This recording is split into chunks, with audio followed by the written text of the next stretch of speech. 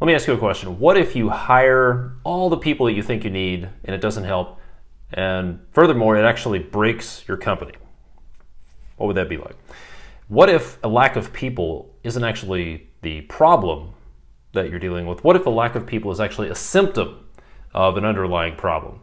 And how is it that one guy says we have failed 70% of the people in the construction industry? Well, my name is Todd Dewalds from the Construction Leading Edge podcast over at constructionleadingedge.com. And one of the things I've been talking about a lot is what I call the skilled labor delusion. I've been talking about this all year because here's the deal. Your apparent lack of people isn't really the problem. It's actually a symptom of some underlying problems. What do I mean when I talk about symptoms versus underlying problems? Well, a few years ago, suddenly I had this excruciating pain in my left shoulder and I couldn't raise it up above like this level. And it was really painful down here in my arm. So I went to my chiropractor and she said, well, the problem must be down here. It's not a joint problem because the pain is down here. And I ended up at an orthopedic surgeon's office and the guy walked in, didn't even touch me. All he did was he read my symptoms, looked at the x-ray and said, Mr. DeWalt, you have idiopathic adhesive capsulitis. It was frozen shoulder. The problem wasn't where the pain was. The problem was up here in the joint. And it took a long time to fix that. But I learned a valuable lesson that just because the symptoms or the pain are coming from one area, that doesn't mean that's where the problem is. And it's the same way in a construction business. You may think you have a shortage of people, therefore you think that you just need to hire more people, but you really don't. Let me explain how treating the symptoms can actually be worse.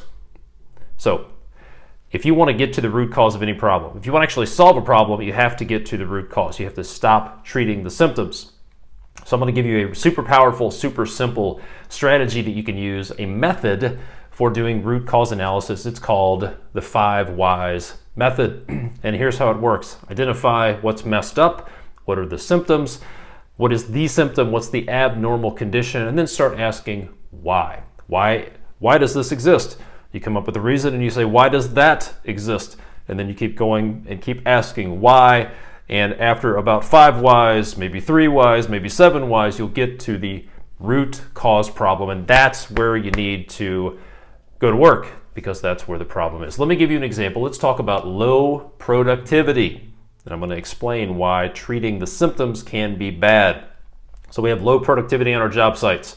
If that's you, raise your hand. Probably a lot of you are not satisfied with productivity on the job site. So let's ask the question, why? Why do we have low productivity? If you did an analysis, you would realize, oh, we had a lack of material. We didn't have material for the crews to put work into place. And actually, a 2012 study that I found determined that the lack of material was the #1 killer of productivity on construction sites. And that was in 2012. I would say things are probably a lot worse now. So, all right, we have a lack of material. Why didn't we have material? We're going to go through this 5 whys exercise. Why wasn't the material on site? Well, it wasn't delivered on time. Okay, why wasn't it delivered on time? Well, it didn't get ordered on time. Why wasn't it ordered on time? The foreman didn't know that they were supposed to order the material. Okay, why? And you would get down to the actual root cause, which was a bad handoff. Bad handoff from sales to operations, bad handoff from estimating to project management. And that's the root cause. So the real root cause problem was a bad handoff. It had nothing to do with the people in the field. So let's think for a second. What does treating the symptoms look like?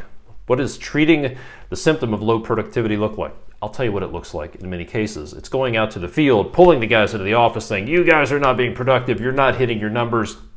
You need to work harder. You need to work smarter. You need to work overtime. You need to work weekends.